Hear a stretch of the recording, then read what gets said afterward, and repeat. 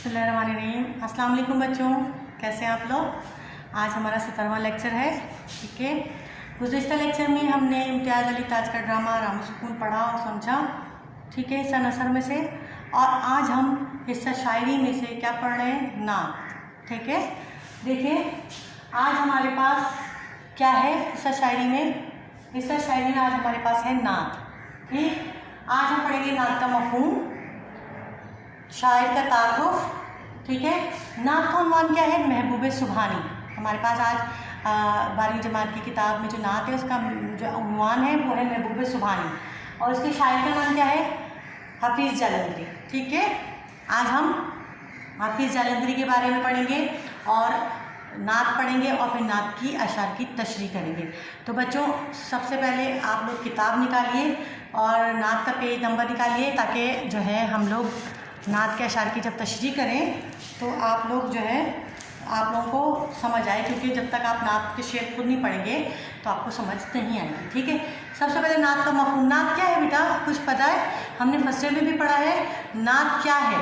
नात जिसमें ऐसी नज़म जिसमें रहमत दो आलम सल्लल्लाहु अलैहि वसल्लम हज़रत मोहम्मद सल्लल्लाहु अलैहि वसल्लम की हम्द व सना बयान की जाए, आपकी ज़ात अक़दस पर दुरूद भेजा जाए, उनकी सीरत के तमाम वाक़यात बयान किए जाए, इसे नात कहते हैं। ठीक है, नात का उन्वान है हमारे पास महबूब सुबहानी, शायर का नाम है हफीज़ जालंधरी।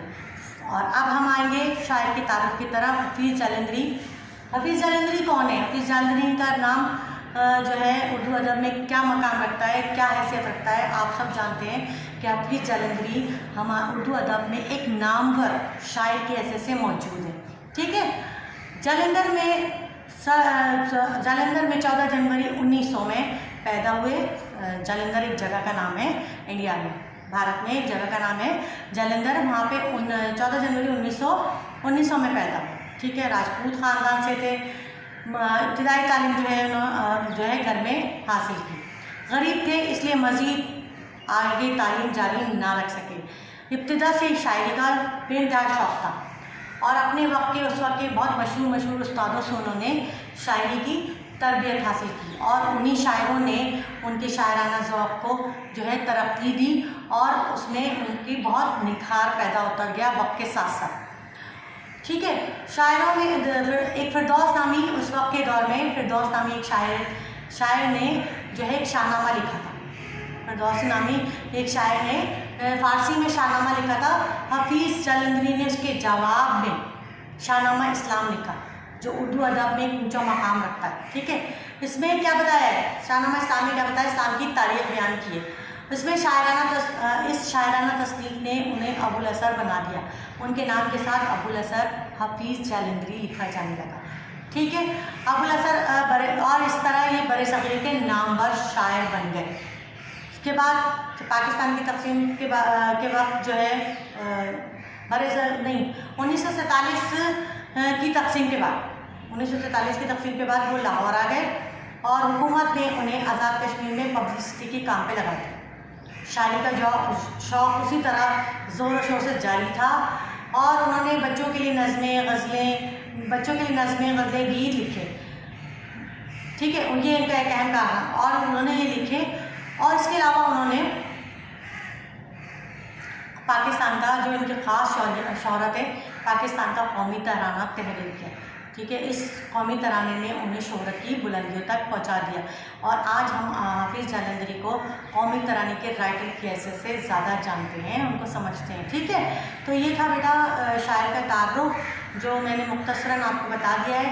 और जिस तरह मैंने बाकी शायरों के बारे में एक बड़ा क्वेश्चन हेडिंग के साथ आपको करवाया है, बिल्कुल हफीज़ जालंधरी का भी इसी तरह से वो क्वेश्चन होगा, पर उनकी हेडिंग्स थोड़ी सी अलग होंगी।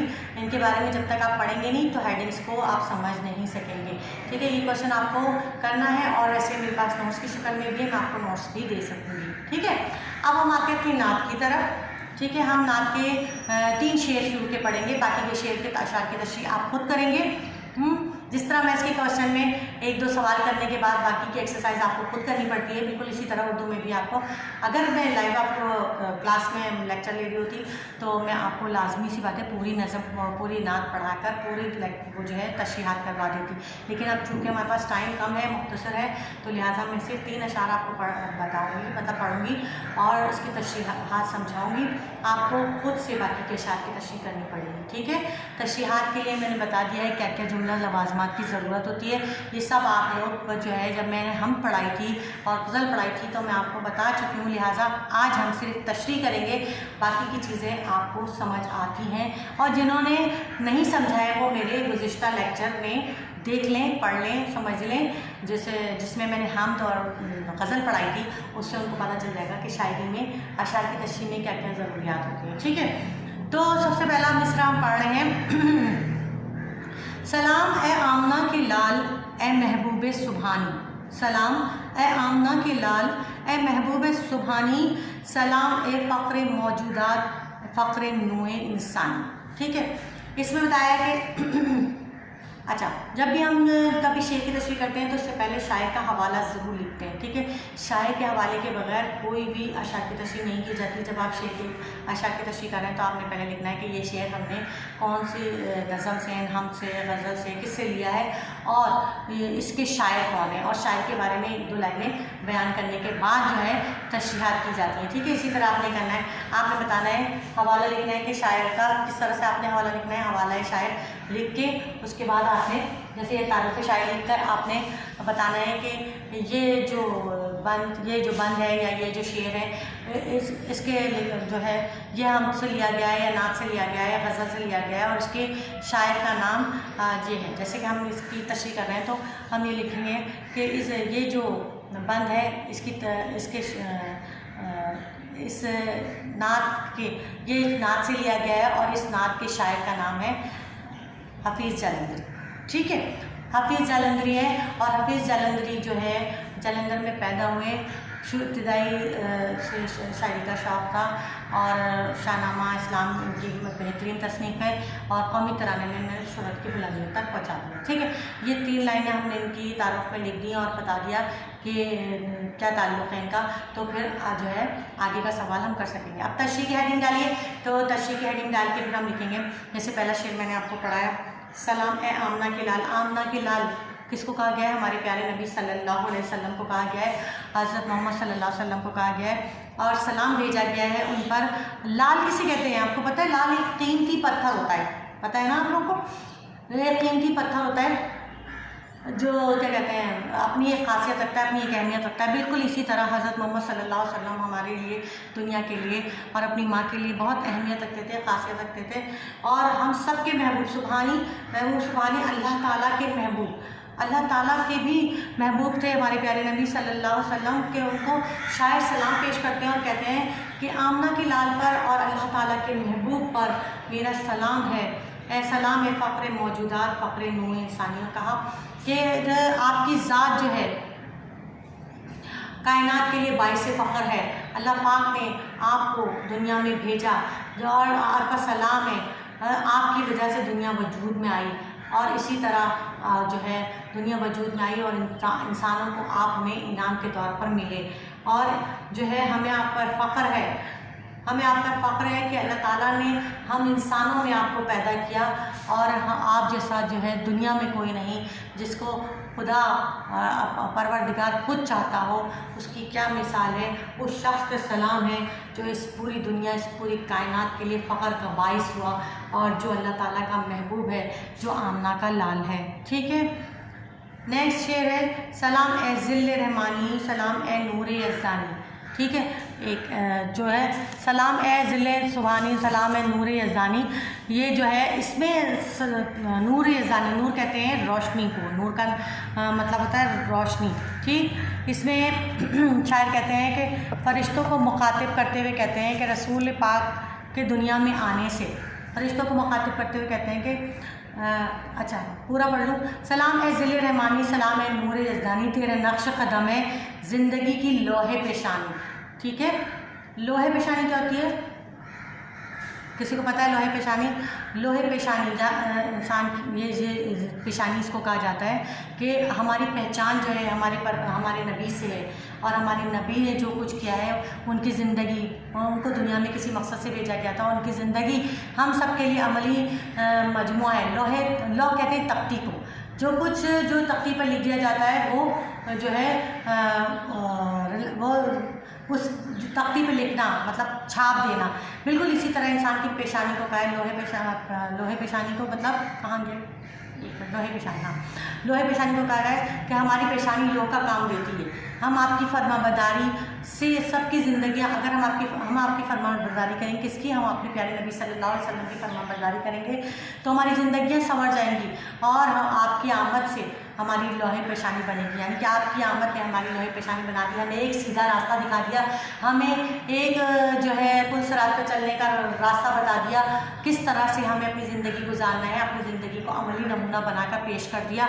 तो हमारे प्यारे नबी सल्लल्लाहु अलैहि वसल्लम जो हैं दुनिया के लिए नूर साबित हुए, नूर यज़दानी, अल्लाह का साया साबित हुए, और उनके आने से दुनिया पे जैसे ही उनका नक्श कदम पड़ा तो दुनिया का हाल जो है बदल गया। दुनिया में जो कुछ होता आ रहा था वो उसके बाद से बिल्कुल बदल गया।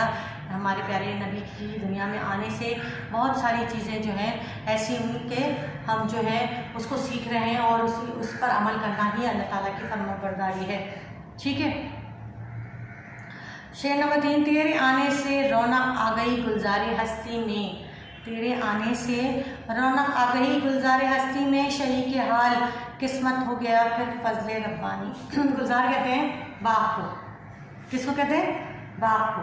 जब बाहर आती है तो आपने देखा है बाहर आती है तो बागों की रौनक बढ़ जाती है। ठीक है ना। बाग जो है जो उजाड़ और वीरान हो होते हैं फ़ज़ा के जाने के बाद, तो बाहर के आने से एकदम रौनक आ जाती है, और जो है फूल खिल जाते हैं, दरख्त हरे भरे हो जाते हैं। बिल्कुल इस तरह जब हमारे प्यारे नबी सल्लल्लाहु अलैहि वसल्लम इस दुनिया में आए तो दुनिया पर रौनक हो गई। दुनिया में अल्लाह ताला ने आपको रहमत बनाकर भेजा, इंसानों की ज़िंदगियों को बदलने के लिए भेजा। शायर ने इस सूरत में आले इमरान, इस शेर में सूरह आले इमरान का हवाला देते हुए कहा है, आयत नंबर 103 की तरफ इशारा करते हुए कहा है कि अल्लाह ताला ने अहले अरब से खिताब करते हुए फरमाया कि आपकी आमद से कबल इस आपस में जो लोग दुश्मनी करते थे, आपस में एक दूसरे से लड़ते झगड़ते थे, आपके आने के बाद सब लोग भाई भाई बन गए। अल्लाह ने तुम्हें जो गुनाह करके आपके दहाने पर खड़े थे कि ज़रा सा पाँव फिसला और उस कुएं में, आपके कुएं में गिर जाए, अल्लाह ताला ने उन्हें इस आग के गड्ढे से निकाल लिया।